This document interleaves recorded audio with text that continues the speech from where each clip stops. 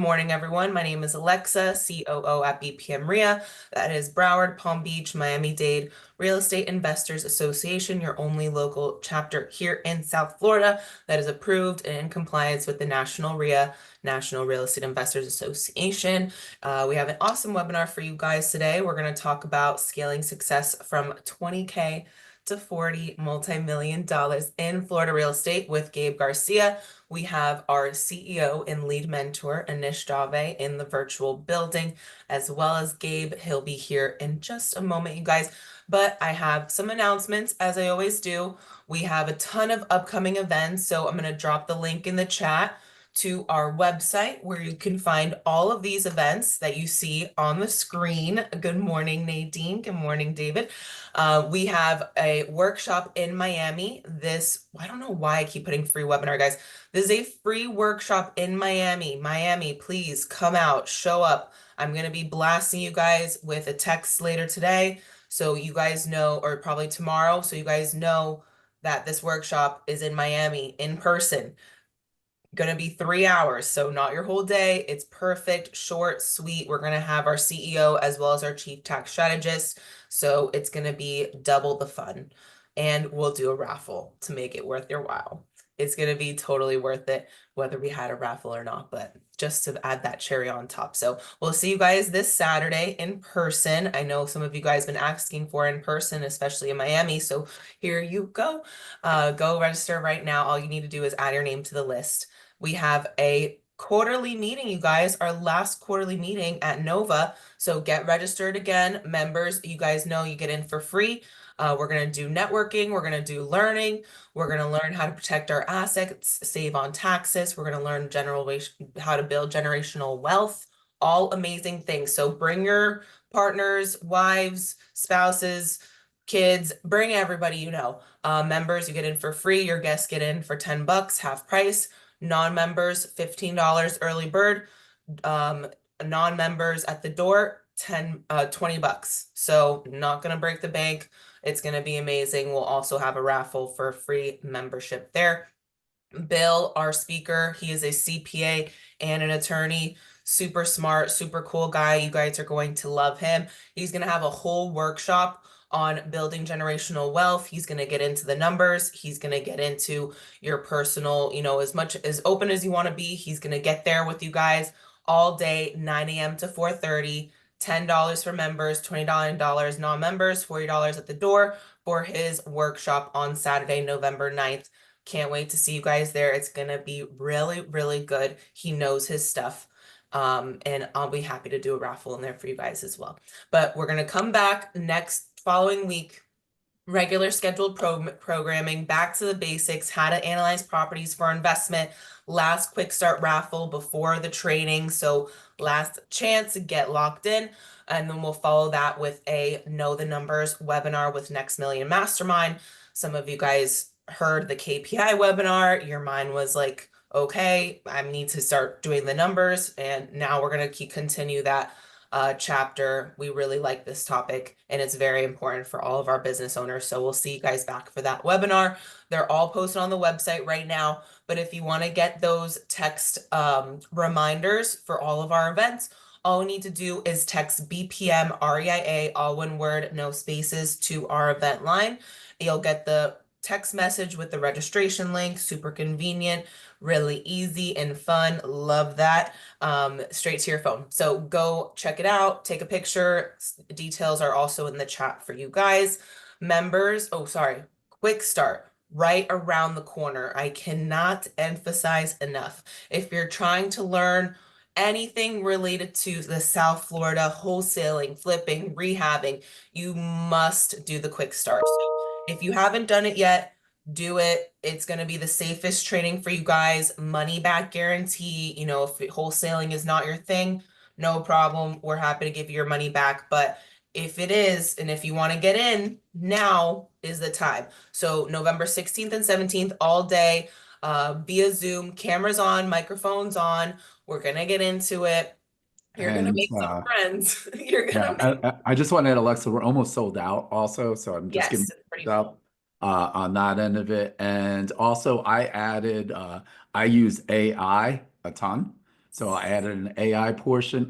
I've done creative financing. So I've added that portion too. So it's wholesaling, rehabbing, building generational wealth. And maybe if I have some time, I might even talk about self-directed IRA. So I'm doing it all. And I practice what I preach. So yeah, if you're interested, again, what she's saying, money back guarantee after the first day.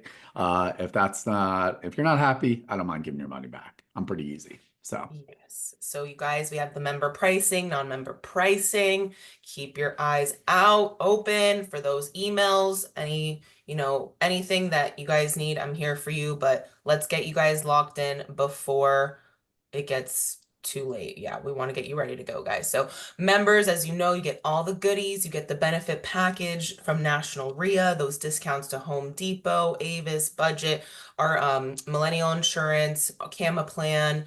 Gosh, the list goes on, you guys. So if you want to get those free tickets for the networking event, start getting access to your discounts, get, member pricing for the boot camp, go get your memberships right now, before the quarterly meeting. So get them now, actually get them this week before we get into next week, and then you'll start getting those discounts, all that good stuff. Yeah, So and the I link just in want the to add chat. also, Lex, I'm sorry, is that we just went to National RIA. Our members, to give you an idea, at BPM RIA spent over $8 million at Home Depot. Get a 2% rebate, 20% off paint. It's a bunch of free money. National RIA members around the country, over 1 billion with a B dollars. Pretty cool. Alexa and I had dinner with the top executives of Home Depot. So there's a lot of really cool stuff coming up. You landlords, if you're not using Rent Perfect, I don't know what the heck's going on with you. It is 99 cents for landlords, 35 bucks for your tenant screening. Former private detective. When I'm telling you, he does background checks, evictions, all the above. And he's actually added onboarding, meaning you could get them in and out. And depending on how many properties you have, you cut down on the property management. And now the new app that remember Alexa he was talking about is he can literally put your vendor partners, your plumber, your AC guy connected where they book the appointments together. So all that stuff is all added on for National RIA members, and of course, like Camel Plan and all the above. If you're pretty serious about real estate and saving money and earning money, you're gonna want to join our member. Yeah, the So cabinet, the Home Depot has the cabinet program. People, they're nice cabinets. So we got to touch them and everything. They're beautiful. So cabinets, guys, most places will do look like completely different with new cabinets. So last but very not least, coaching and mentoring here at BPM RIA. We do offer full one-on-one coaching and mentoring. We put up 100% of the money for the deals with our students, split the profit 50-50. If you are interested in getting your own personal coach, you want to start wholesaling with us, go ahead and book your discovery call on the website, bpmria.com. Click book a discovery call. It'll be a quick 30-minute call with me and you. I'll get you that brochure with the breakdown, pricing, everything included in the programs, everything you're looking for, as well as scheduling this free consultation with a mentor. I'll be happy to help do that for you guys over the phone, on Zoom, whatever is best for you. We want to get your questions answered, and we want to help get you guys to your goals. So without further ado, oh, and if you're interested in funding your education, go ahead and scan the QR code that you see on the screen. You can go ahead and take a picture. You can send me an email if you want me to email the link to you for the third party funding. But if you're interested in funding your education, all it needs is a minimum 620 credit score, $35,000 verifiable income. It's a soft credit pull, and you'll get the same day response. So super simple. Do this within business hours. You'll get your response very quickly. But always want to take a moment to thank National RIA, thank all of our vendor partners who are ready to meet you guys next week at Nova Southeastern University for our last quarterly meeting of the year. They are incredible. You guys have no idea how much they love you guys. They are constantly sponsoring events, dedicating time, adding value to the RIA. So we really appreciate those vendor partners that you guys can find on the website. We also thank you guys for being here in this webinar right now And thank you, Gabe and Anish, for taking this time to give us all this great information. We don't want to miss you guys' questions. So I'm gonna be quiet right now, I swear. But we don't want to miss your questions. So go put your questions in the Q&A box. If you guys have questions for our coaches that we have on today, go and put those in the Q&A. You'll see it in your Zoom menu wherever it is. Mine's at the bottom, but there's a little question mark, Q&A. Drop your questions in there for our coaches today. And then, of course, we're going to be chatting with you guys in the chat, putting helpful links in there. So let us know what questions you have. But I'm super excited for this conversation. I've been looking forward to it. We got a local guy in here. I just love it. You know, born and raised in South Florida. I'm a Broward baby. So it's nice to see the product of hard work and action. And I just, you guys know me. I love growing my network and also just meeting people who are successful. So that's why I'm happy to be here. But I'm just gonna fade to the back here, let you guys do your thing. But I'll be here just to make sure everybody gets their questions answered. So I got you guys. I'll be here to support my audience here. But yeah, I'm gonna fade to the back now. Awesome. Ready Thank for you, the first round. Alexa. I want to thank you. If you guys don't know Alexa, she is our CEO of BPM RIA. She is the heartbeat of our company. And I can't even begin to tell you how grateful I am to have her on our team. So she's the one that makes everything run smooth. She gets your questions answered, your membership set up, all the above, whether you're become a new student or just join our membership. So that's number one. I do see a lot of new names actually on this webinar. So who in the hell am I? I am Anish Dave, CEO of BPM RIA, formerly known as BRIA, the Broward Real Estate Investors Association. I've spent well over hundreds of thousands of dollars on mentoring masterminds. I'm also one of the founders of Next Mill Mastermind with Jim and Biju, Francisco, and Sean. So we are the number one mastermind group down here in South Florida. My personal background, I'm a licensed real estate agent since, gosh, if you could believe it, Alexa, 2004. It's been 20 years. I'm a licensed mortgage guy.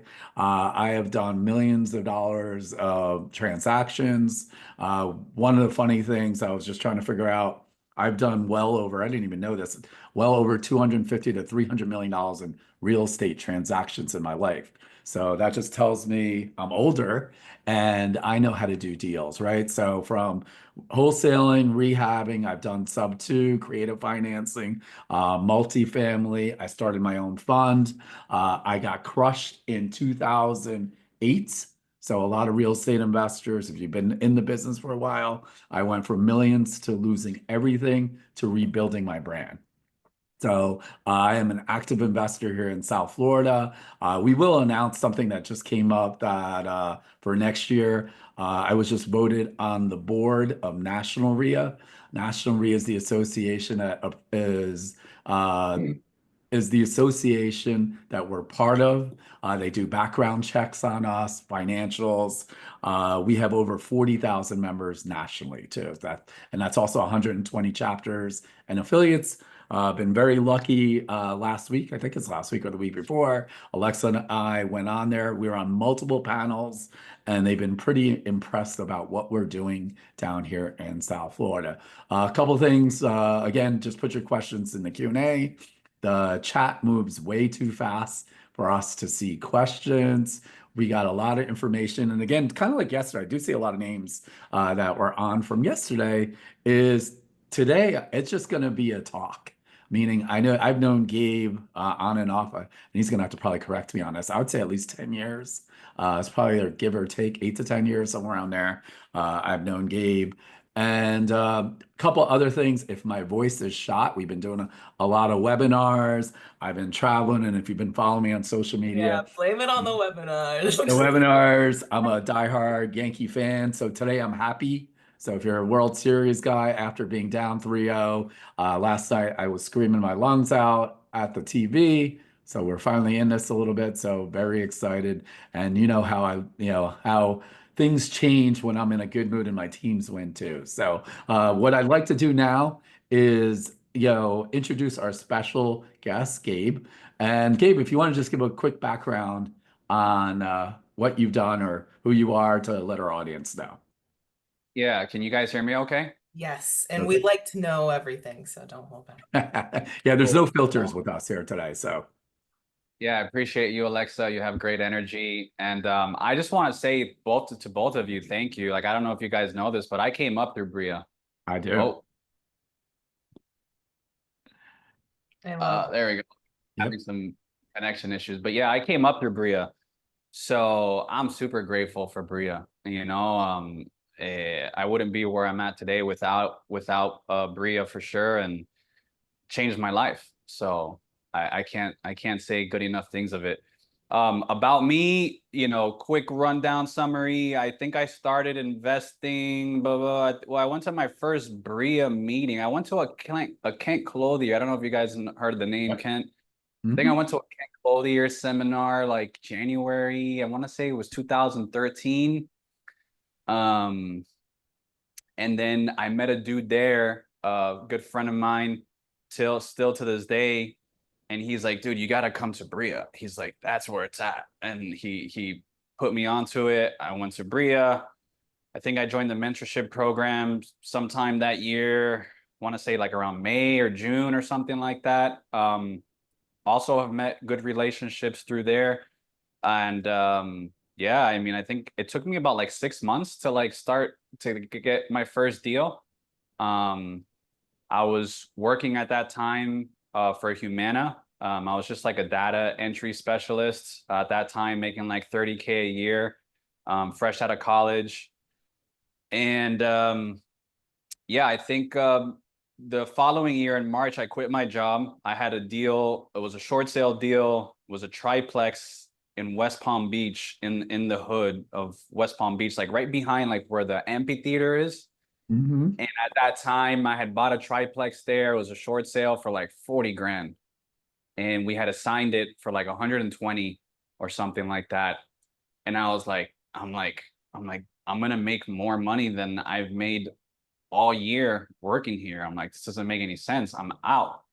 So I quit my job. And funny story, that deal got delayed because there was a 90-day deed restriction, and we didn't find out about it until like the day before closing. So then I had to like call my landlord and FPL and water and let everybody know that I was going to be late on payments, but it was going to be, everything would be getting worked out soon, that I was doing my best. So that was quite stressful, but everything worked out. And yeah, thankfully after that, we just been wholesaling consistently since that, flipping, buying rentals. I formed our current company in 2015 with my business partner, Omer. We met doing like yoga one day, and I didn't know he did real estate, and we just started talking. I think he also went to Bria, Omer as well. Yeah, no, Omer did go to Bria as Mhm. well. Um, and yeah, we did it together. We thought it'd be funner to do it together, so we did. And yeah, I mean, we've been doing pretty well, so can't Yeah. complain. I'm gonna add so some of the other things too, right? I know you so born and raised in South Florida, right? Is one thing. Number two, obviously, and we'll go into like where you are now from that first deal to where you Sure. are now. And what I also like is important, if you guys haven't noticed, and if you actually know Gabe and meet him in person, he's got this nice vibe. And I'm just cracking up. So you're probably our first guest with a feng shui like yoga, meditate, and I do meditation too. And I do yoga. Unfortunately, my private yoga teacher, we do have an internal joke. Just because I'm Indian, I felt extra pressure to be flexible. So for the people that are not flexible, that was me. Still a little bit inflexible, and it's great to see that you've also combined mind and spirit and education because I know like you're in tune with your body and mind. I know that's how you kind of work on it too. So throughout this next hour and change, we're gonna talk about Gabe's story, and I mean, there's no rules to this thing. Some of the things that we've talked about even last night and today, Gabe even asked me, he's like, "Hey, how do I prepare for this?" And I said, there is no preparation. I've seen Gabe at multiple events. And this kind of also, not only known him for, I don't know, 10 plus years, I guess now, is to see the progress. And we've had a lot of little just side conversation. I was like, wow. And I'm always amazed on that. So that's what today is about. It's funny, Courtney's already got a question. When did it all change for you from doing 1 and 2 deals per month? What was your aha moment from going? Oh, well, let's just talk about how many deals you've done. So everyone else will have an idea of what you went from doing that first triplex, and your first assignment was 120,000. Is that what I heard? Oh, no, that wasn't my first. That was like my first like big one. Okay, got it. What was your first deal? My Like how much my and what first was my first deal, I think we made like 20K, but man, that was probably the most stressful deal I've ever done. it? Okay. Well, it depends. So I did one before Bria where I didn't know what the hell I was doing. I was just calling bandit signs and building my buyers list. And I was just doing all the stuff you learn at seminars at that time. And I connected a buyer and a seller. I made $1,000. Had I known what I was doing, I probably could have easily made maybe between Yeah. five to $1,000. I didn't know what I was doing. Yeah. You kind of So co-wholesaled. I go Co-wholesaled the deal, right? Then once I joined Bria, I did my first deal. It was an REO. You know, REOs weren't extremely hot at that time, but they were still much better than where they are today. So it was an REO. I locked it up, but the thing had like 100. That house, believe it or not, is still in the same exact condition that it was when I bought it back in 2014 or whatever it was, or to 13. The house had like $1 million in violations or some crazy stuff. It was so stressful because we must have gone like, we sent the emails out through Bria. We had hundreds of buyers lining up to buy it. Everyone would say they wanted it. And then when it came time to sign the contract and make escrow, everyone bailed. Yeah, the Um, lean scared a lot of people. Lean scared everyone. So that was so stressful for me at that time. And I had to put up a deposit, which was $1,000 at that time, but that's all I had. So I was like all in 100%. Like, I had to waive my inspection period, which I did. I'm like, fuck it. I'm like, I'm not backing down from this. Like, I'm too in it. So, Yep. you know, long story short, we ended up having to close on it because no one wanted it with the violations. And I had spoken to my mentor at that time, who was Dave. And I was like, Dave, I'm like, I know we can sell this deal, but I need to get rid of these violations. And I was doing my research and I'm like, look, there's an amnesty program with the city. Yep. Long story short, we were never able to take care of the violations, but I put a for sale by owner outside of the house, and a young girl called me. She had came up on money, on inheritance money, and she wanted to make a music studio, and she loved this house, and she bought it for 40-some thousand dollars cash, and she took it. And to Awesome. this Yeah, in that condition, nothing has changed. So it probably has who knows how many million violation. It's still yeah, there. yeah. So it's funny. My first deal, same thing. I with Bill and Jan, and in the old mentoring program. So I spent a gazillion dollars, over 50 grand on a national program. They said, go check out your local RIA. I'm losing everything. So I took my last bit of money, same thing, did Bria's old mentoring program. And my first deal, I put 500 bucks down because that's all I could afford, right? I had to borrow some money to get to the 500. I'm driving a 1994 Toyota Corolla. So yeah, I'm cash buyer, right? I was a buy and hold guy when I started. 1994. 1994, yeah, 1994 Toyota Corolla, and 200 and something thousand miles on it. And of course, I'm knocking on doors because I didn't have any money for marketing. And I was a buy and hold guy. So like before the market crashed, I would either buy and hold or buy and fix it up and rehab it. I didn't know what wholesaling was. You got to remember back in 2003, 4, the internet was definitely different. I think YouTube was brand new. Social media obviously was very different from what we compared. And for 500 bucks, I wholesaled it, assigned it, and made 2,000 bucks. I've done six-figure deals and multiple six-figure deals. I was still more excited about that $2,000 deal than anything else because I was like, oh my God, I 4X'd my money and I had no idea I was going to close on it. So for me, it was like, holy crap. And then the same thing is like, even, with us, even this past year, I see Harry's on our call here, and I always get this wrong because we actually just closed, it was about 2 years ago, I want to say, a house or a triplex with 7 million in liens. So that's our record that we closed on it. Since I put the cash on it, I'm not worried about it. And we actually mitigated it down to, I think, $7,000 or $8,000. So we're Wow. actually going to talk about a great deal that we did at our November 6th with Harry and our contractor, Carl Shealy, where I'll give you the quick scoop on it. Bought the house for $55,000. I don't know how many millions, if Harry, if you can put in the chat, how many millions of dollars in liens that were on it.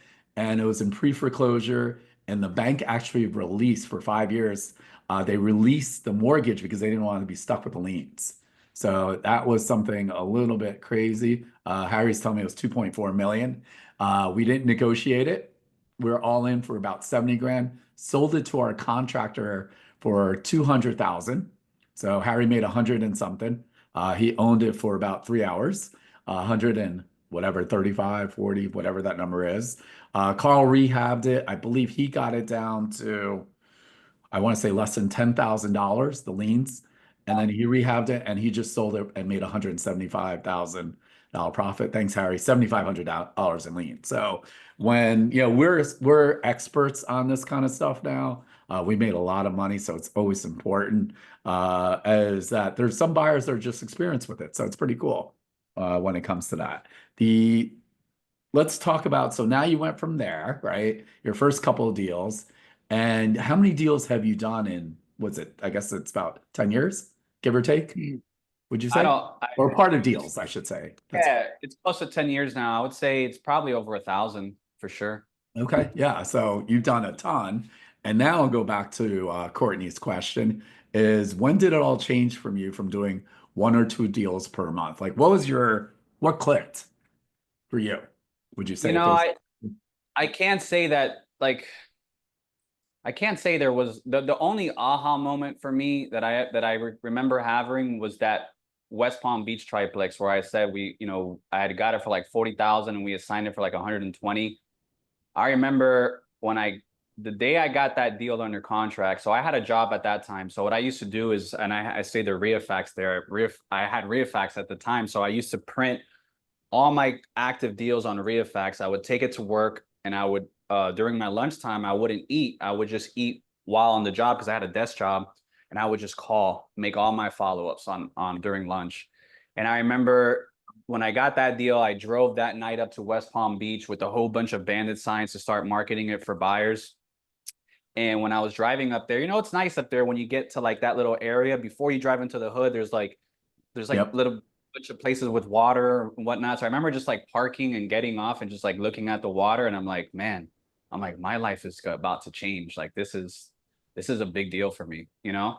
So that was kind of my aha moment. But as far as like when things really started to take off consistently, I don't know if there was like one thing or just like an aha moment. It was just constantly just yeah. putting in.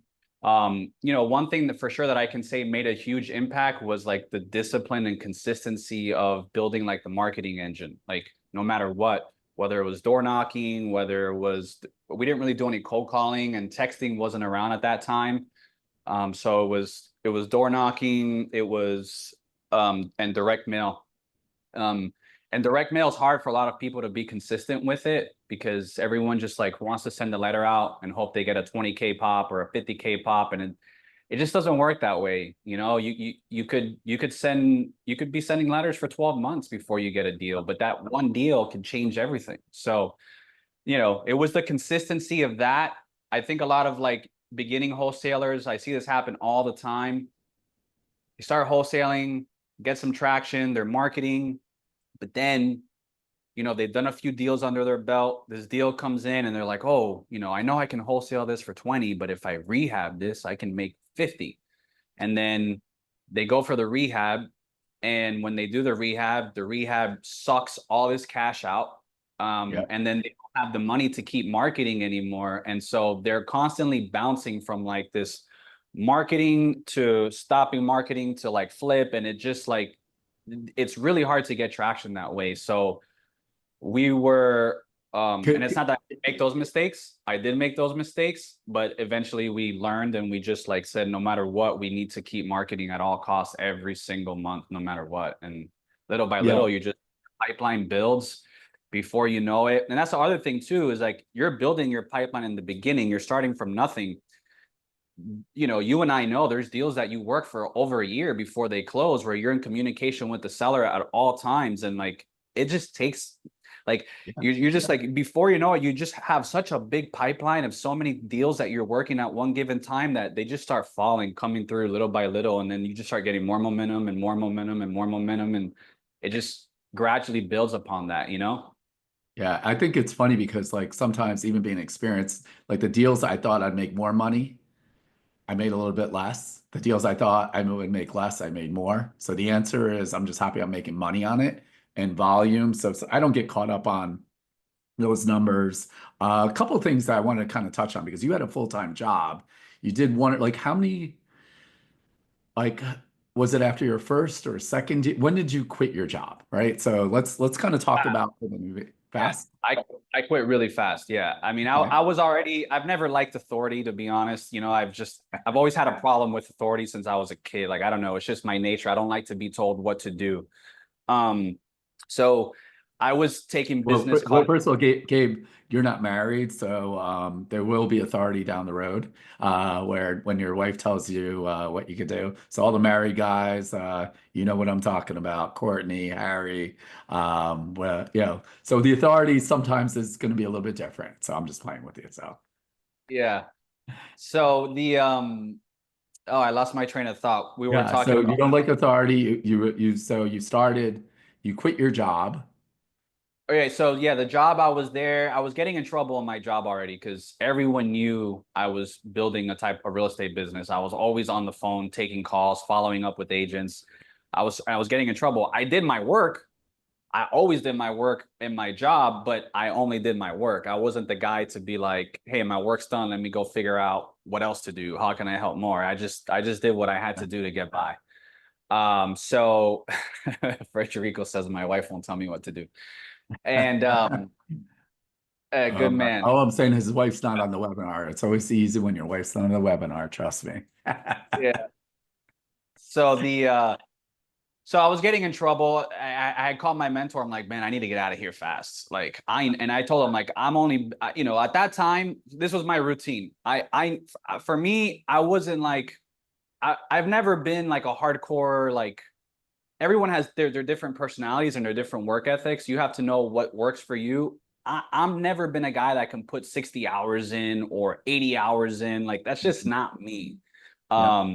And I'm not a guy that can just like grind the pavement all day, every day. And like for me, it's more about balance and more about like how can I sustain something over the long term. So for me, it was like, all right, I need to find a routine that I can sustain for the next 2, 3, 4 years, however long this takes for this shit to work.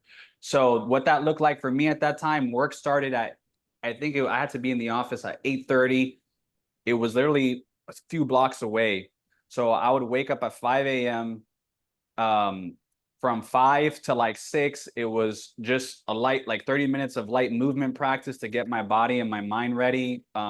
Light meditation, and then about an hour and a half of just banging out follow-ups via email because no one's going to pick up the phone at that time. So I was just emailing all the realtors, sending offers, following up on my offers, all that. Then it was lunchtime. When I during lunchtime, following up again, going through my list, pounding it, making calls, emails, and then during the evening, it wasn't every evening, but at least 2 to 3 times a week in the evening, that would be like the door knocking time. I would just go driving around looking for houses that are either about to be sold at a tax auction or a foreclosure auction or something, just start knocking on the doors, you know? So one of the things that I always get, right, and you probably get this too all the time is, and listen, I love social media. I get it, right? I'm actually a, you know, Gen X, so a little bit different. You're younger. I guess are you a millennial or Gen Z? I always millennial. So Yeah. right. So we grew up on different ends of things, and some of the things I do like social media to keep up with certain people I've known. What I don't like in our industry, if I see one more person, no money, no that on that stuff. So I'm a big believer, right? That first of all, in Florida, you need a deposit for to have an executed contract is number one. Number two, software, right? So I meet a lot of new people at the RIAs and they, and I get it. I've been on the no budget, right? Gabe, you've been on the no budget too. There's certain things that you do have to invest in. So you got to have software. I'm just gonna, there's some big companies out there. We personally use RIAFax. I know Francisco personally. If you're investing in Florida, I haven't seen anything better. And you need to have software.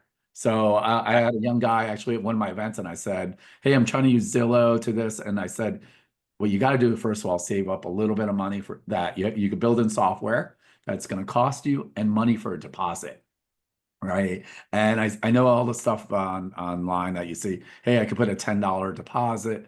I get it. You could do it. I'm just going to say it's a little bit more challenging in our market, so we always put at least a minimum of $1,000. I would say the minimum at least 500. So you do need certain And it tools. depends who you're going under contract with, right? So like if you're going under contract with a direct seller, you could get away without putting a deposit. Like we've even sued on those contracts and won.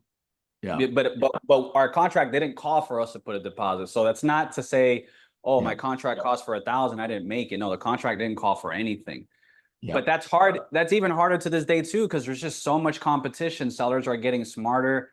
They know that you have to put. They know that there should be some type of deposit up. So with sellers, our deposits these days are generally $2,000-3,000, and that's sometimes a lot more if it's a smarter seller and she knows what or he knows what's going on. And same thing with an agent. Like, it's hard with a real estate agent to just get away with $500 or $1,000. Like it's got to be a really shitty deal where the agent's just so tired of the deal that he's just like, fuck it, I'm just gonna take whatever, Yeah, exactly. And that's one of the things. So I think the most I ever put a deposit because I knew it was such a great deal, I put 50 grand.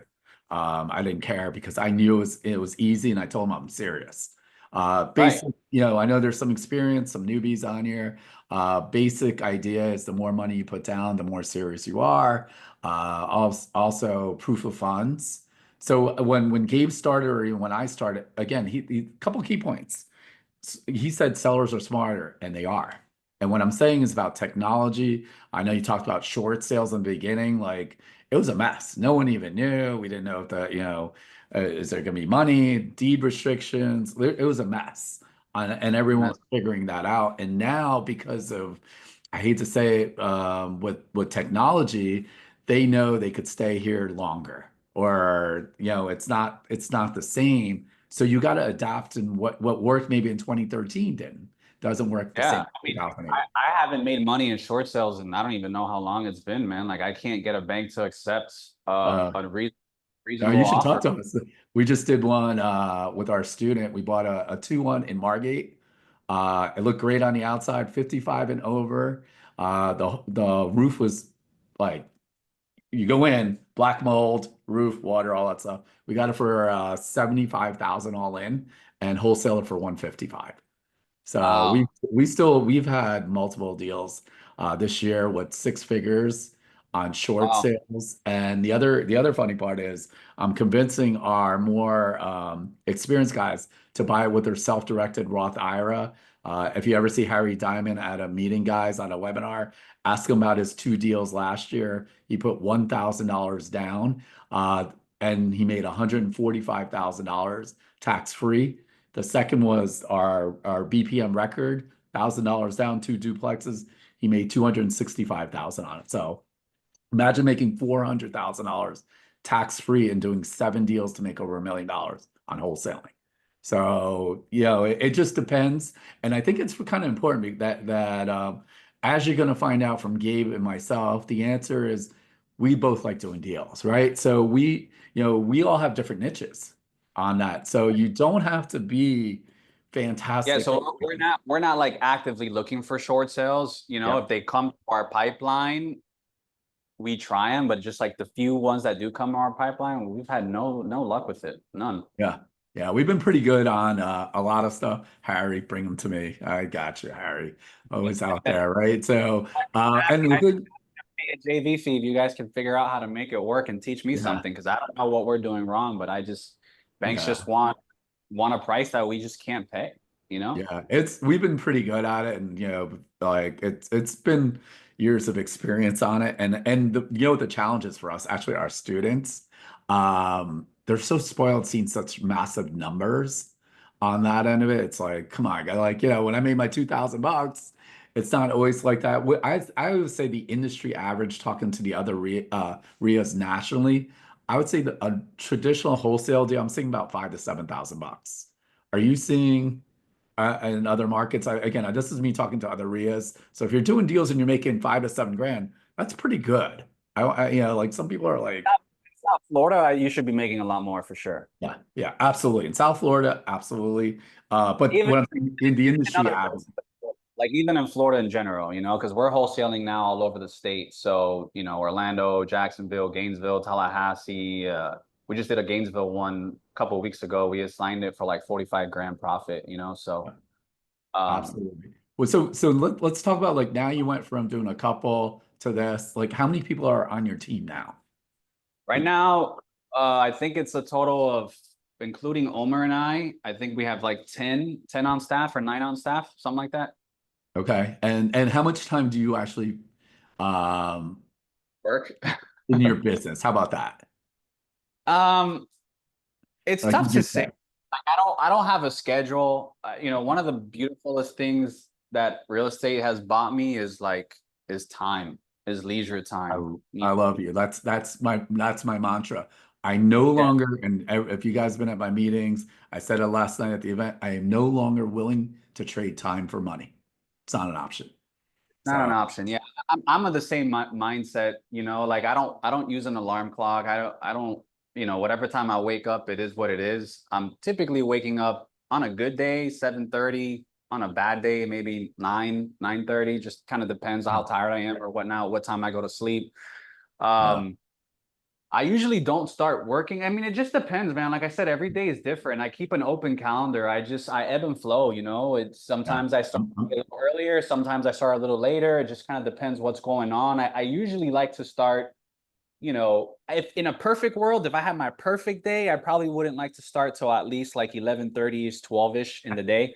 Because I like to read in the morning, me and my okay. girlfriend drink coffee, converse, whatever, and I would probably work maybe from perfect day, maybe 12 to 4:30 or 12 to 5. I'm Um, more of a morning guy. It's pretty funny. Like, Alexa knows, I'll take some, like, a call or here and there. Obviously we're doing webinars. I get a workout in, and then after like 1:30, like, I'm kind of like done. I'm a morning guy in general. And the funny part is, I was figuring out, like, I'm making 7 figures. My per hour is over 1,000, 2,000 bucks an hour.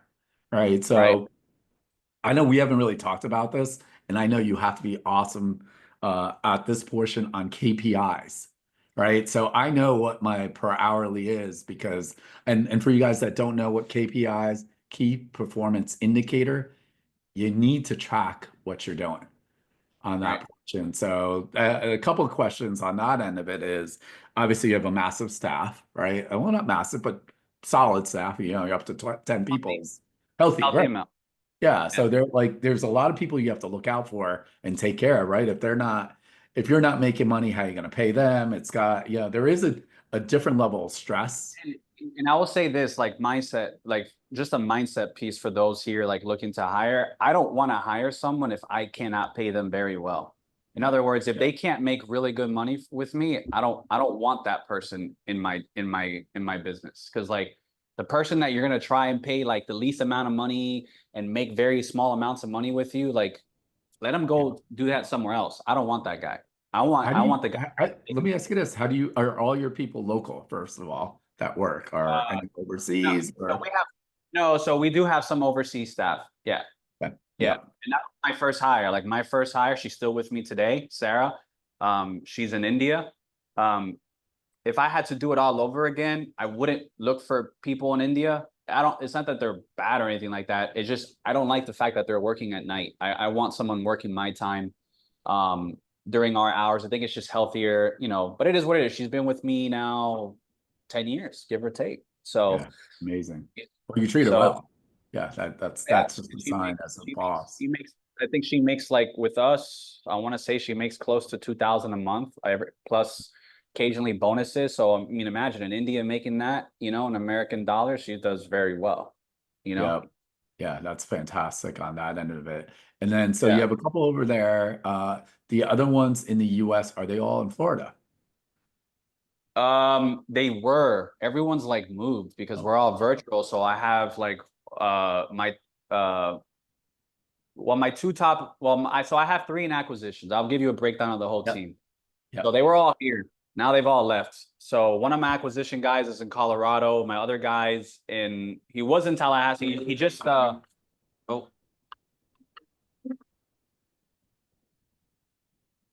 I could still sorry hear about you. that. Yeah, no If I can worries.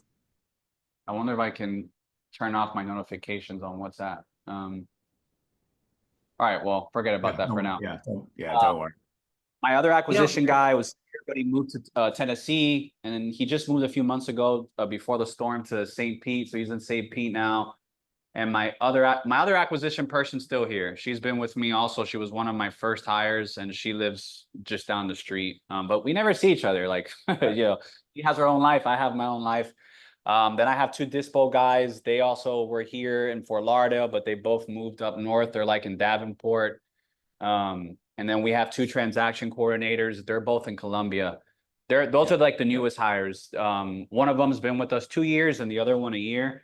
But I really like Colombia. I'm looking to keep expanding upon the Colombian team. They're very grateful.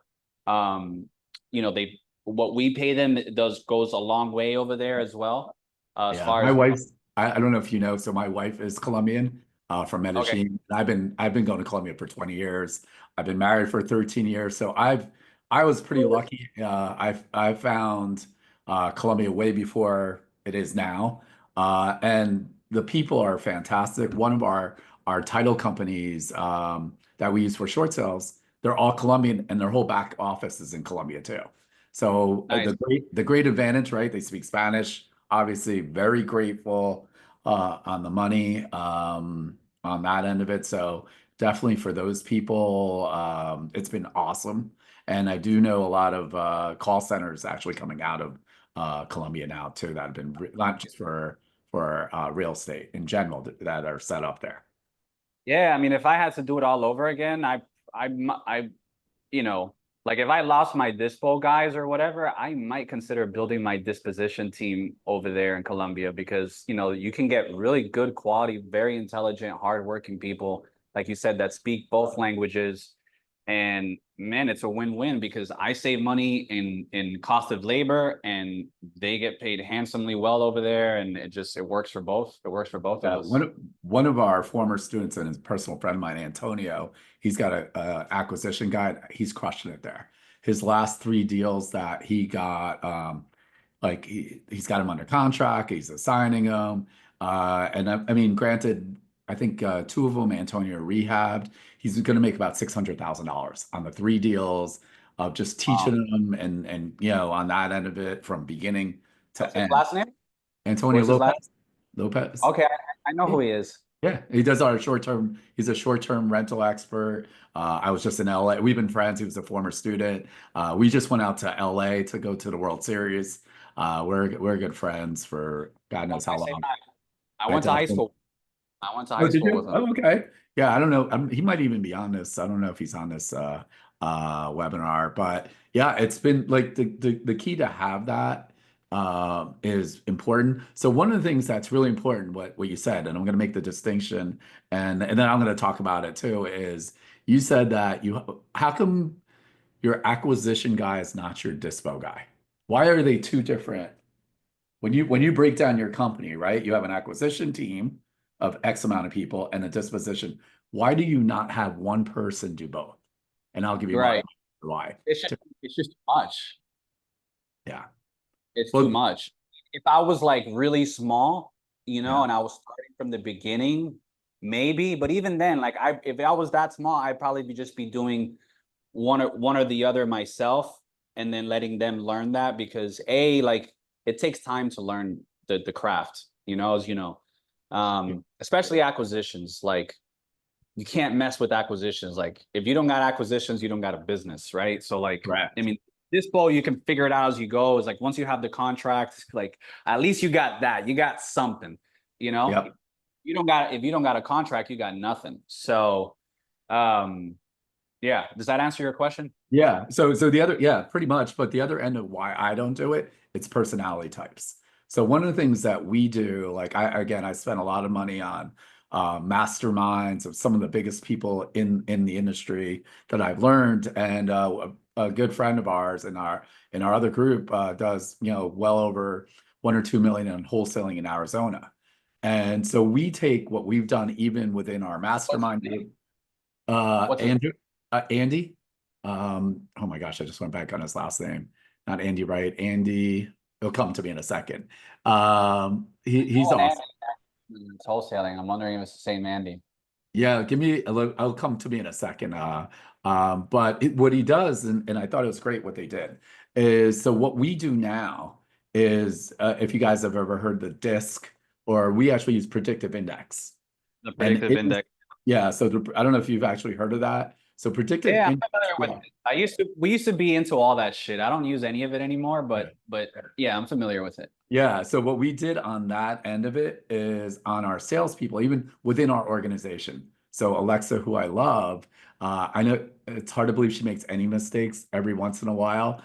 She does, and what we did was we did the predictive index, and what came easy to her and what was difficult, not that she couldn't do it, I took away all those tasks and gave it to a VA. So on our acquisition side, on the predictive index, I don't want them to be chill. Right. Like I want them to be like, hey, cool, it's cool, Gabe, if you sign a contract today or tomorrow, that end of it. Like I don't want that, right? Like I want that, we want to get the deal under contract. So that's number one. And then the second end was the acquisition person. They always, generally speaking, are terrible with CRMs. Like they're the worst note people ever, right? Like they hate it. I worked in corporate at a bank. I used to hate that too. Like, oh, now you got to fill out this and what happened on this. So and I'll give you and this is what Andy does, which I thought was brilliant, is so they set up a separate phone number. And so when your acquisition, let's say he went to the property, right? Like let's say it's a hands-on door knocking, that kind of person, and they had a meeting. So they would dial a separate phone number that they created, and they would tell them everything that happened. Hey, I just went to house 123 Street. Gabe's a pretty cool guy. He looks pretty motivated. These are some of the challenges, whatever, right? X, Y, Z on that end of it. The VA would take that and basically take all that information and put it into the Yeah. CRM. And also their lead generator on the mailing people, those were really patient people. So they used the Right. right predictive index personalities in it was number one. Figure that out. Yeah, Yeah. and the second end of why I would never put an acquisition and a dispo person together is I don't care how good a friend they are, or you feel like they're not going to do it. Eventually, they're going to say, "Well, why am I getting X percentage? I'm doing all the work." And I Yeah. see it too many times where You have they opened up their own shop uh using, and I've seen some horrible stuff of, they took the lit, like just a bunch of stuff, right? And recreated it. And so I like keeping them 1 million% separate. And I yeah. also want them to be experts on one, like either dispo or acquisition specifically for that. I I I see that. But I Yeah. don't worry about that so much anymore, to be honest. Like I think culture is a huge thing. Yep. And I honestly like my guys cross training because it just makes us more malleable. Like I think we had Sure. this conversation Yeah. before. Like I'm not looking to scale with people anymore. Yeah. Um, like if I have to absolutely hire one more person or two more people to make things run, Yep. or if there's an opportunity that's just too good to pass up, where we know if we throw a little bit more gas under the engine, like it'll really be worth it. But I want to scale with capital, not with people. But Yep. for our size, like I like everyone to understand a little bit of the roles and have a Sure. basic understanding, because then they all help each other and they all work together. And then when one person's out, people can fill in, and I can move pieces of the puzzle around if we need to and stuff Yep. like that. you're always Yeah, gonna have people. and it works for you. So like what I'm saying is like, everyone, and what's really key is that you're talking about culture. Like, and we're talking work culture. We're not talking, like a certain ethnic background, I would say. Right. More or less. It's what, and it always starts from the top. And for the people that are, new or starting to grow on this is one of the biggest things that out there is to have the vision. So we teach stuff, and even in our mastermind, some of the big things is like, as the owner, you can't outsource vision. You got to have the vision, right? And it's about vision, systems, and people. If you have great vision and great people and those systems, guess what? It's chaotic. If you Right. have great people and systems and no vision, they're lost, right? Right. And if you have great vision and systems and the wrong people, you're not closing deals. So the idea is to get in the I would middle of, say, yeah, and I would say people is like the greatest thing. Like, yeah, really, like, I mean, yeah, you want vision for sure, but I would say culture and people. Like, you get those two things right, you're yeah. okay. Figure it Yeah. all Well, out. the things you got to steer the boat, right? If you don't have, like, if there, Yeah. you might have great people, and so again, I know Alexa's on this, and if you guys have met her and stuff, like, without a doubt, she believes in our vision. We talk about it, and she's a super cheerleader, and it just, since we changed it to BPM RIA, the culture, I'm gonna just, piggyback on Gabe, has totally changed and that in it where it's fun. We believe in abundance, right? Like there's enough room for everyone to make money on that end of it. So that's always important. So I know there's a couple of questions I'm going to kind of, because of time, we're going to kind of run through a couple and then we'll go back to our chatting here. So Federico's asking, knowing that new owners are responsible for past and existing violations, how do cities let you sell a house with violations and city liens? And what kind of clearance document is needed to do this? So we will actually buy properties with a hold and harmless agreement. And if we wholesale it, we're letting them know that you're taking it on with the liens. So the city has nothing to do whether you can sell your property or not, is what I would say. So again, it depends on when you have experienced buyers like someone like Gabe, myself, we know how to work through violations. So I have no problem depending on the city. That's the caveat. All cities are not created equal. When I say that's like the nicest way I'm going to say that. So sometimes we get code enforcement. You might live in a city. I'm just going to say sometimes they're not as investor friendly or their For sure. amnesty program. They're saying, I don't care what it is. We want 10%. Well, shoot, if it's $4 million or $2 million, 10% is still a lot of money. Still a lot, yeah. So you like Miramar, like, and it just really depends. So for us, what we've seen with our students or contractors, it's good to know your city people. A couple of years ago, gosh, we did a Brie event. I don't know if you were at it, Gabe, or not, but we did an event where we invited all the code enforcement people from different Really? cities. Yeah, and let me tell you, to try to get city officials or code enforcement to come after work and talk to investors is not pretty, right? So they always think those investors are greedy, blah, blah, They, blah. they think we're criminals. Correct, right? And then on our side, we're like, oh, always on that end. And still to this day, years later, I'm still thinking about some of the city officials or code enforcement. They came to our event in Pompano, and we have such great relationships. We've done deals actually where code enforcement went to bat for us in front of the magistrate and said, "Hey, these guys are solid. They're doing it later." It's funny, Harry's saying 5 years later, city official still raves about the event on that end of it. So, like, yeah, it can happen, and it's important to know your cities. That's Corey, really, yeah, go ahead. Sorry, what do you want to add to that?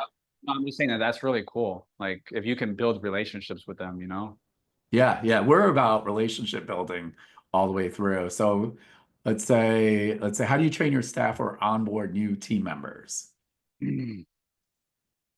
Um, it just depends. It depends on the role. It's different. It's different for the role. I have we've tried all training things. I've learned over the years that people learn best by doing. So, you Great. know, I tell people right from day one, like, look, you're gonna learn by doing. So like you're gonna make mistakes. It is what it is. This is our culture. Like if you don't like making mistakes and if you Yeah. don't like making decisions, knowing without if you're making the right choice or not, you're not gonna do well here. Cause like this is how we're wired. Like we just go for it and then figure things out as we go. So obviously I'm not putting them in a position where they can make decisions that would devastate the company, right? As I'll give you an example. Let's hone that into something practical. Let's say I'm going to hire an acquisition rep, right? All right, well, my acquisition rep's not going to get the new leads when they come in, or brand new calls. Just not. But he's going to start with cold leads, or he's going to start with maybe new leads that have been in our system for like 2 weeks and our guys have not been able to get a hold of them. So it's like, how bad can he F up with those type of things, right? Like, Yeah. so it's Yeah. like I put them in places where they can make mistakes that are not going to be damaging to the company to a certain extent, right? And just learning, obviously investing into them. So education is huge for us. So we're always, from day one, I'm telling them, hey, look, in these 90 days, you got to learn X, Y, Z, do this program, do this program, do this program, get certified in this, certified in that, whatever. So they're learning. And that's pretty much the gist of it, man. It's Yeah. not Are you rock. do you have like SOPs, standard operating procedures? Do you use video, any of that stuff to coach them or not really? Bro, like yes and no. I mean, very little, man. Like we read the E-Myth and traction, scaling up. I paid for all those programs, paid for all those Yeah. coaching things and all that. And bro, the less systems, the better, to be honestly, for us. The thing Yeah. is Yeah. that real estate investing is so technical. It's not like McDonald's where it's like someone goes to the drive-through and they have, it's just a few variables of things they can order. It's not that hard. Real estate, Yeah. every deal is different.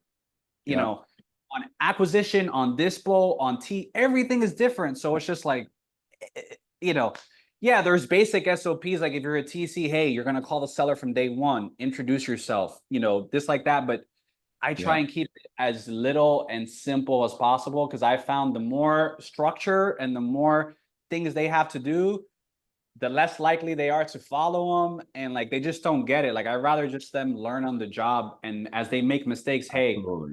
this wasn't good. Here's why, let's learn from this. No biggie.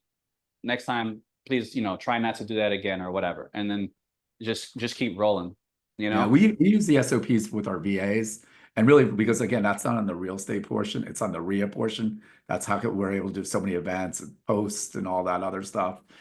It's just been easier in case one person's sick. We have a backup team that does all that stuff, so it's just been easier for us. We Yeah. do use in case you guys we use Loom LOOM. We use them.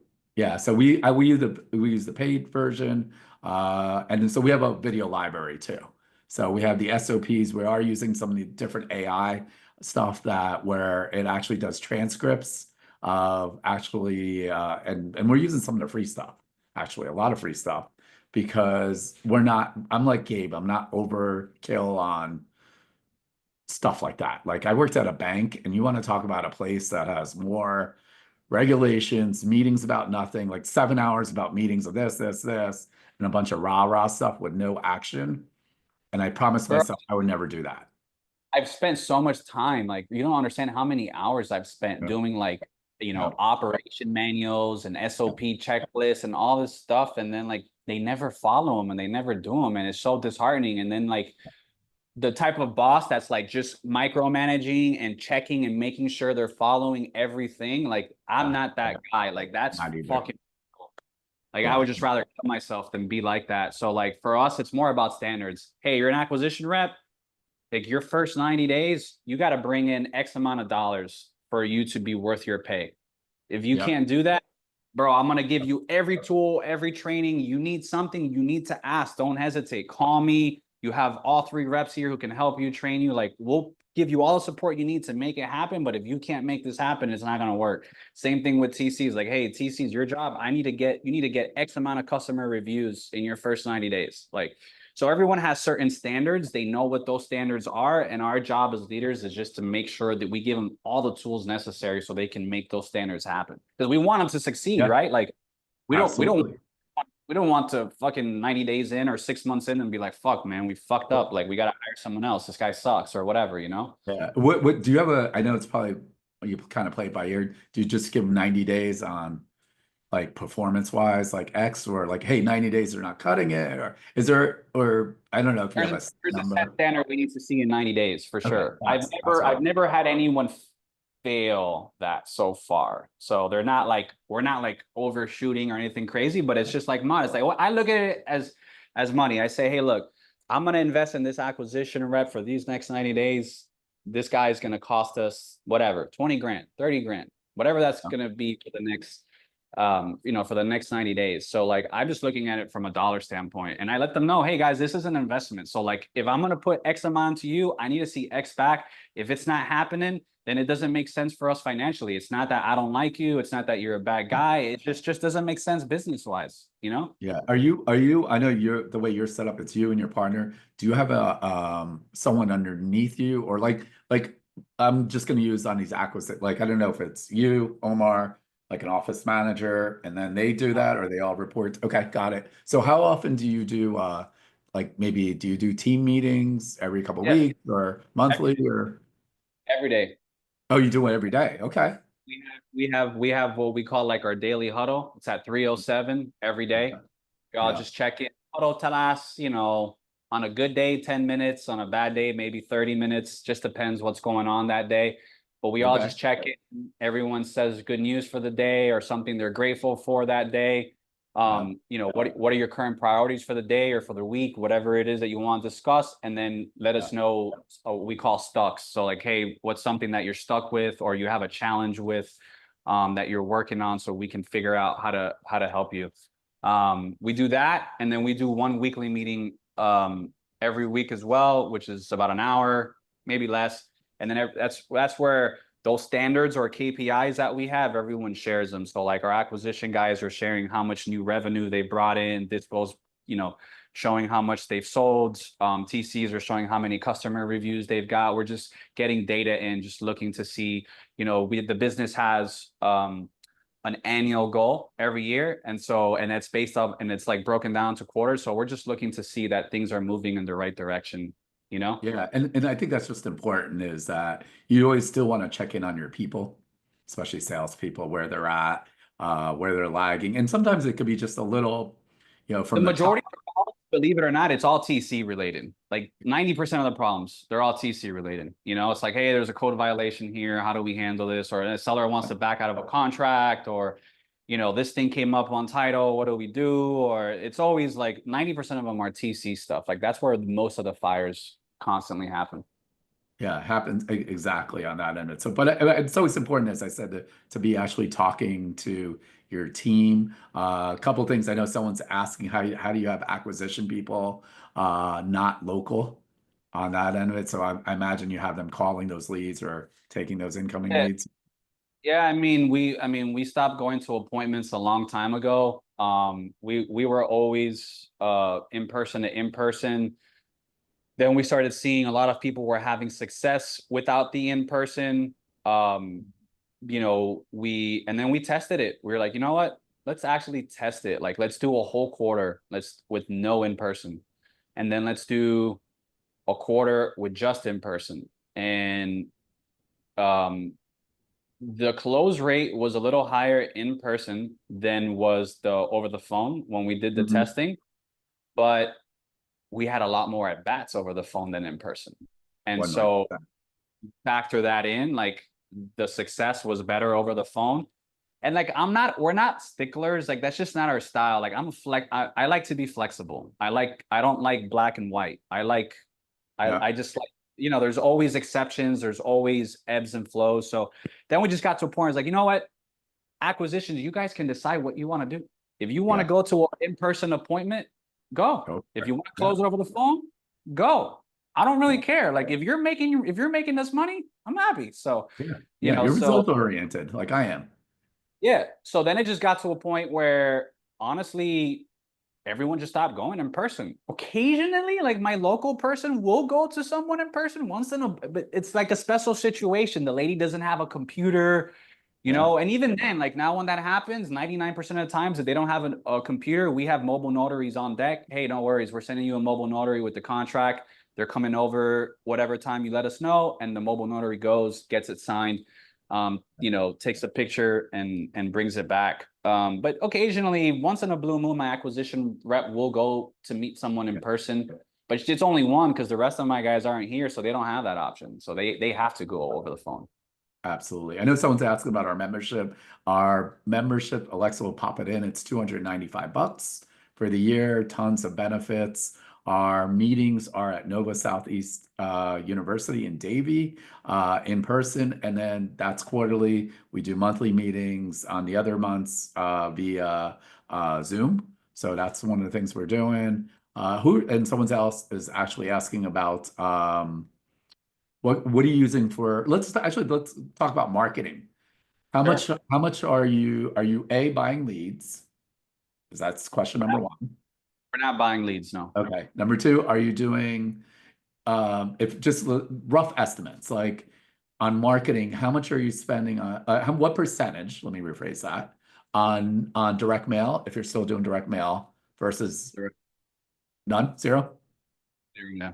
Are you doing any Google ads, pay per clicks? Yes. Yeah, Okay. we recently started PPC not too long ago. Like, I mean, we had tried in the past with like different providers. You know, I think we may have invested like a total of like 500,000 in PPC, and we even lost a little bit of money. But recently, recently, like 6 months ago, maybe a little bit more, we took a stab at it, but it's self-managing. So my partner like took a whole bunch of courses and like really studied it deep in on himself and like handles that. Yeah. So he manages, and now it's Good. been Yeah, I had never had good luck with pay per click. I didn't spend as much as you did. It just like we got some leads, didn't really, it was just like, so one of the things for me is that I don't want to be a $10 million company with $10 million in expenses. If I hear one right. more person that it's X, I'm like the dollars in my pocket. And then again, I don't mind paying my legal share of taxes too. So, when you make over seven figures and you pay less than 4% on your taxes, you get to live the life that you want to, right? So I feel like I get to live for free basically because I understand that. And so the Right. pay-per-click, so what is your preferred marketing channel if you had to pick one? Let me. Well, number one would be like just the organic SEO stuff. You know, we bring in over $1 million a year just from that alone. You Yeah. know, and that does it. And There that's is not a quick. created to it, but it's not like a hard cost. It's more of like just you got to monitor, you got to be on top of it. You know, you got to add content. You got to make sure that your rankings stay high, make adjustments to the page, whatever. You know. Yeah, absolutely. And Ellie, for mail, actually, one of our corporate vendors, Shop Savvy, is fantastic. I'm not sure if you have anyone else that you use or did use. For Gabe mail. for mail, direct mail. We use Shop Savvy. I've known Sam Nielsen for God knows how many years. So totally solid. And if you're using ReaFax, he actually has it connected where it can match it up and send out that mailing, Ellie. So hopefully that helps you out too. So the other question I got, let's see, for both of us, what advice would you give your younger selves now that you've been able to be successful as real estate investors for many years? Yeah, so My when you were younger 10, when you were 10, Gabe, you're still young. um one, I would tell myself to just like relax. Like it's a process. It takes time. Don't force it, don't rush it, do it. And the next thing I would tell myself is once you start getting traction and you start getting success, um, don't just start spending your money. Don't start like trying to figure out how to do new things. Really like hone in, learn how to review your financial statements, understand your finances, or keep your money because those tax payments are going to come, and they might be a lot more than what you're anticipating. Um, yeah, and just that would be my advice. I mean, those are the biggest. I think that the two biggest mistakes I made have been trying to rehab too early, and because I didn't understand, like, cash flow is an important thing, right? And I don't mean that like duh, like I know that sounds cliche, but like wholesaling is a cash in business. There is some outflows of cash, employees, marketing, whatever. But generally speaking, especially when you're small, it's a lot of cash coming in, and your cash cycle, your cash conversion cycle, meaning like once you put that dollar out for marketing, how long does it take for your dollars to come back? You're generally short.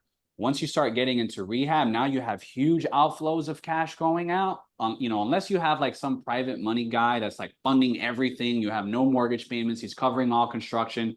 Maybe that might be a little bit different, but even then, it's still delayed. So if you're not taking money on the profit from the beginning, you're missing out on that 20, 30K pop, and you're delaying that profit now an additional 6 months, could be 12 months. I mean, we've had bad flips, and everyone that's flips knows that shit happens. You get caught with the code inspector, whatever, and now your deal takes a year, or longer. And losses do happen as well. Like, you lose money on flips. And so I think the flipping is the most dangerous part for a wholesaler. Like, you really need to have your Yeah, if you don't know your numbers and your team, they're lucky our elite students. I yeah, actually like all the money. you shouldn't need to flip. Yeah, Like, you should flip because you have so much cash that you don't know what to do with it. yeah, That yeah, would be like my suggestion. Like, if you have so much cash, you don't know what to do with it, get into flipping. But if you don't, you have yeah. no business flip. Keep your wholesaling business running, and keep building it. Yeah. Yep. And then for our elite students, so it's pretty unique because, and you're exactly right. It might take longer and someone's funding it. So I put up 100% of the money for the deals and go 50-50 on the profits, have my team on it. So no one really does that. And basically what they're doing is leveraging my experience, the good and bad after 20 some odd years. And so what I would say to my younger self is, rich dad, poor dad. I realized my dad's poor dad. I was on a path of being poor dad is to believe in yourself. And Right. so I started earlier than you. So I made, 2003 at a mortgage company. I was making big money, right? It wasn't FU money, but pretty 28 properties, crushing it. I was expensive to run. I always joke about it. Some of the people that do know me, single guy living on South Beach on the Venetian Causeway, Range Rover, and it was expensive to run me. And for me, I thought, hey, at 40, I'm going to be done. And I was done. I got wiped out. And so for me, I filed bankruptcy February 10, 2010. And fast forward is you're going to get knocked down. It's okay. And that's part of it. So all the wins that you're seeing everywhere else on social media and on that each one of those guys or gals had some heartache, losses. They just don't talk about as much, right? If you're on Bigger Pockets, no one goes there and says, "Hey, I bought this place and lost 40 grand." Right? I get calls monthly. People are going to lose their deposit. They're going to lose this, and it happens. So you're gonna pay for it one way or another. Education definitely will speed it up on that with the right people. Let me rephrase that. And so for me, and I still go through it, is like, hey, how did this happen? And you got to believe in yourself. And no matter how bad it is, right? So I'm going to talk about 2008 when I lost everything. I wish I could have told myself back then and said everything's gonna be okay. So it's good to give yourself a break. A lot of Yeah. times, we're harder on ourselves. I don't know, what I've seen generally. If Gabe's my best friend, I'm like, man, you got this, man. I know you've been knocked down. You work hard. You got good culture. You're a good person. You're gonna rebound, right? And sometimes we're not that easy to ourselves. And the other thing I'm gonna leave you with on that question is sometimes it's the closest people in your life that are going to say, "Hey, what are you doing? Why are you being an entrepreneur?" See where they're at. My dad, after I lost everything, there were workers, and they said, "You tried it your way. Now go back to corporate America." Right? So I lied to them and slept on my cousin's couch and learned how to wholesale. I did the Brias program. I lost everything, and I said, "I'm just going to figure it out." Now my dad, if you've seen him at the meetings, he's like so proud. My mom, all that stuff. What I would tell you a tidbit, right, is that whoever those naysayers are, maybe I'm not going to say secretly record them, but have it, on that. So when you do crush it, on that end of it, I would love to tell my dad just to mess with him and say, hey, I know you didn't think this, and now what, right? So, and we actually did, Gabe, we did, Like, I think it's good too to like, I don't know if you had this, maybe you didn't or did, but like, I know some people get fuel from like, oh, I'm gonna prove this fucker wrong, but yeah, like, I not feel like gonna, that doesn't lead to good places either. Like that not may gonna, give you some success, but over time, like it's not gonna gonna, it can lead to some bad things as well. And yeah, I I don't think know. Yeah, the prove me wrong thing is not the way to go, by the way. it's not the way to go. Yeah. And you took you're talking about social media, like, for those that are starting to, like, I think you're better off just getting off of it, honestly. Like, just don't even go on it. Like, you just get a mentor, get someone who knows how to take you to where you're going to go. So whether it's like you and Ish or whomever your mentor is, just follow his advice to the T, grill them, use them 100% and just focus. Like, that's it. Like, get off social media because it's so easy. And it happened to me. Like, I go to masterminds or I'd be on Yeah. social media and it's like, man, how are they doing this? Or like, why am I not doing this? Like, and you just like, you get yourself into these just negative feedback loops and it doesn't help you in any way. Yeah, I mean that's one. It's really key because I still have mentors. I'm still in masterminds. I invest a lot of money of people that are just smarter than me that I like. What I can tell you, because some of the guys I've been with them for some time, is that as you get older, and I'm starting to see this too, is it's I don't mind coaching and helping out. But if you're going to ask people for information like true mentors, you have to be in action. There's nothing more frustrating than it's 10 years later. They've been, from a BRIA meeting to a BPM RIA meeting, great people, and they still haven't made an offer. I'm like, Right. spend more time with your family. Like you're not gonna, like I that's a Jersey in me. So it's just like I want you, you have to figure out it's this, right? Like, and one of the biggest aha moments for me is that I deserve this life. For Right. whatever reason, I grew up with a bad conversation with money. If you had money, you were X kind of person. And that all changed for me too. So let's see, I got one. I'm gonna speed through just some of these questions and Yeah, just you hammer want to them out. just, yeah, Yeah. just hop right through them. You want to Uh, read the question? Yeah, they don't see the question, so let me see. What type of certifications do you value for people to obtain? I mean, so for my acquisition reps, we get them like sales trains. We like Sandler, so we take them through like Sandler sales training. Um, so that's well, disposition too. We put them both through that. So I hope that answers your question.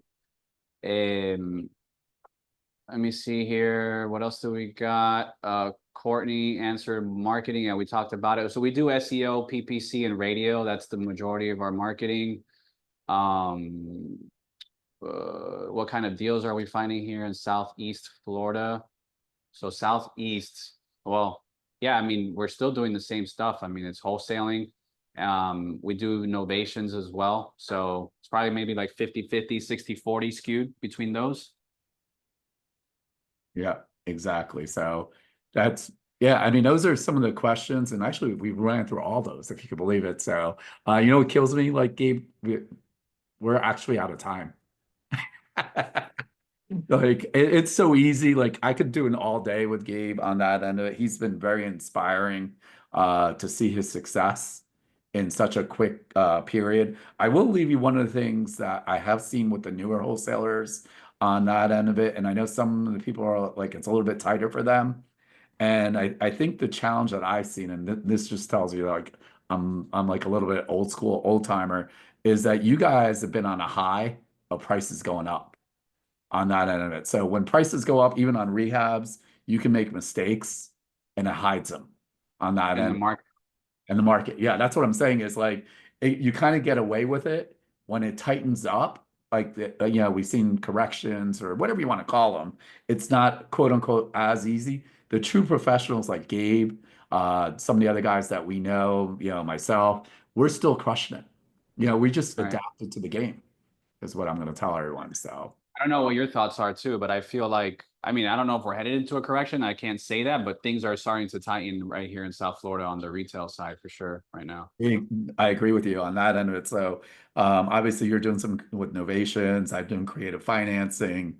We're doing a lot of different things out there that you have to add to your game, on that. And I've seen, when I go to these national re-events and I tell them our numbers, and when I go to Colorado, right? So I don't know if you guys in the Colorado market, Troy Miller owns 3 RIAs out there. And he was talking about there's like less than 20 foreclosures. He's like, what? Like and so when I talk to those guys and I show them our numbers, a pre-foreclosure, like all the stuff that's going on, they're like, man, your market's so easy, right? And then I talk to everyone here like it's so hard. So it's one of those things that,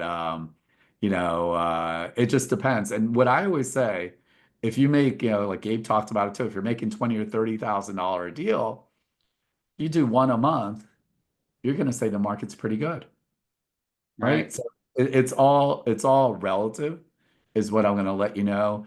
And there's a couple of quick tidbits that I do love that you mentioned. This is not a get rich quick thing.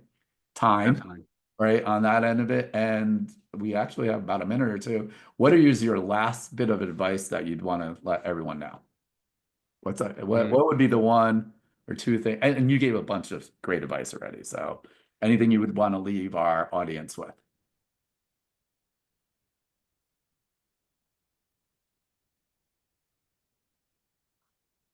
So yeah, I even got Gabe thinking. I would say while you're doing this, focus on your dreams and all that. That's fun, but like, don't forget to live your life. Like, enjoy the process because like you don't get time back. It never Yeah, comes back, and just yeah, and enjoy the process as much as you can. Make it fun. yeah, Don't forget to treat yourself to um small little wins here and there. Don't brush off your wins. Don't take them lightly.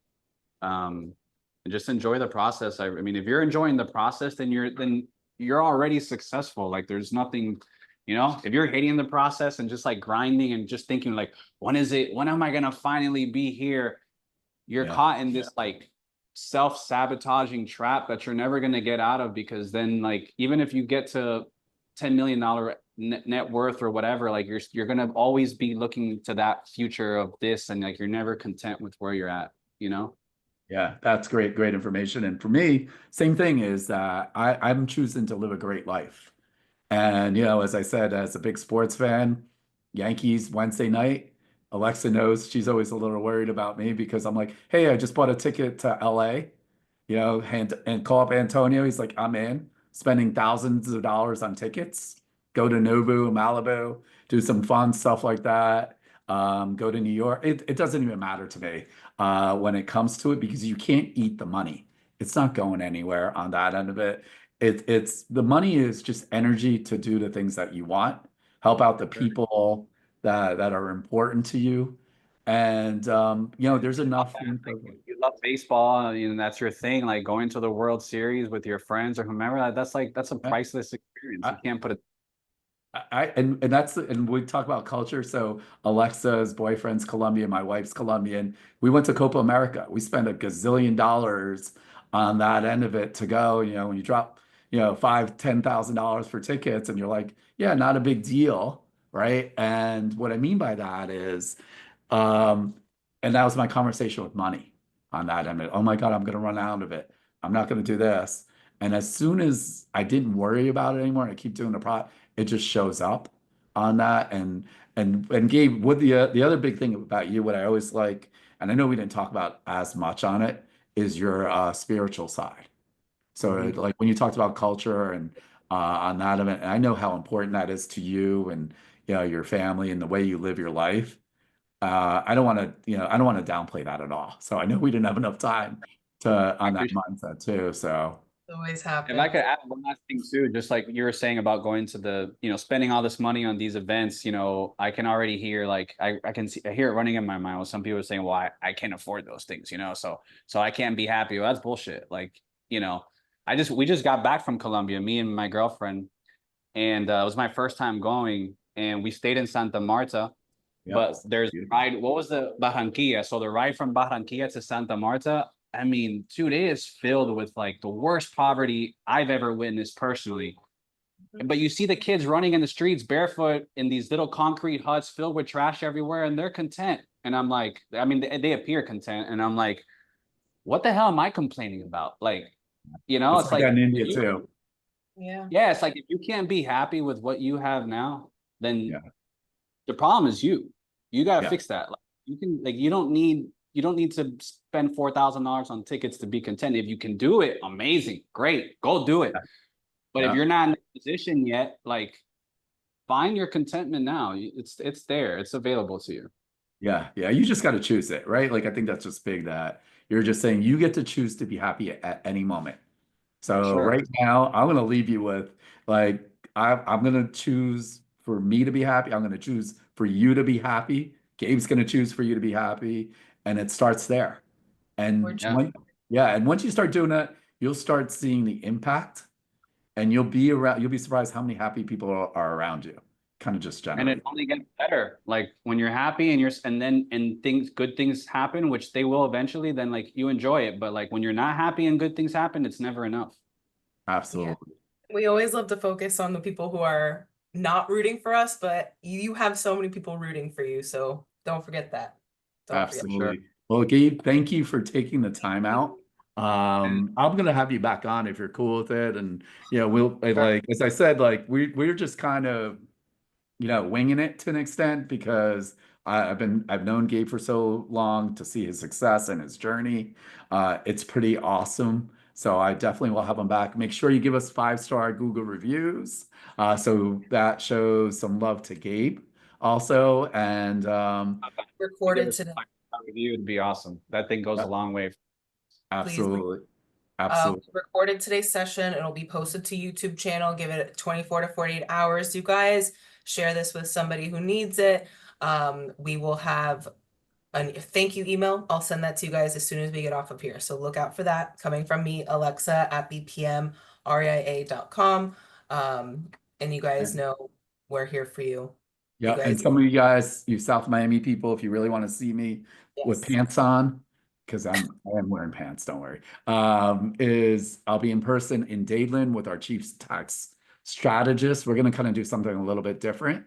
And then obviously our main meeting, our last meeting of the year is next Wednesday. And then we also have a full day workshop on Saturday. So thank you guys again. And I'm very grateful for all you got, man. I'm seeing a lot of the same faces just watching our seminars and webinars too. So thank everyone for joining us.